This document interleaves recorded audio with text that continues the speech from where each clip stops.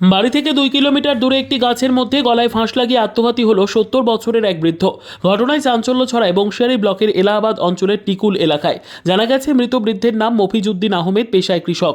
গতকালকে বিকেল বেলাতে বাড়ি থেকে 2 কিলোমিটার দূরত্বে একটি গাছের মধ্যে 70 বছরের বৃদ্ধের মৃতদেহ ঝুলতে দেখে ওই এলাকার স্থানীয় লোকজন।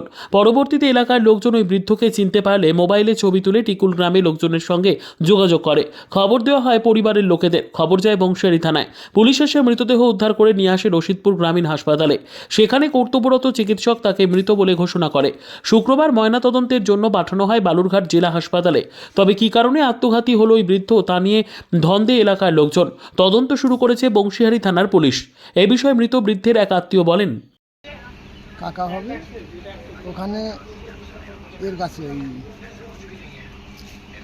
দোলপাইয়ের গাছে ফাঁসি দিচ্ছে।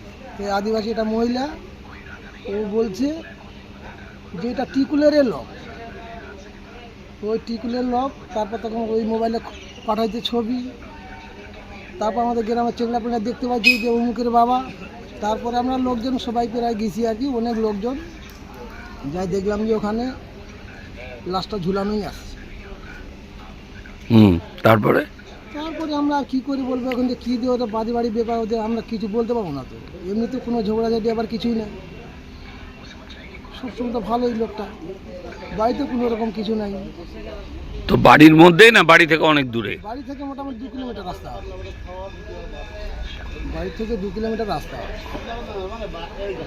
সেটা বুঝতে পারছি না কী কারণে, সেটা আমরা বুঝতেই পারছি না।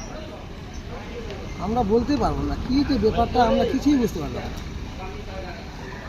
ব্যুরো রিপোর্ট, উত্তর বাংলা সংবাদ।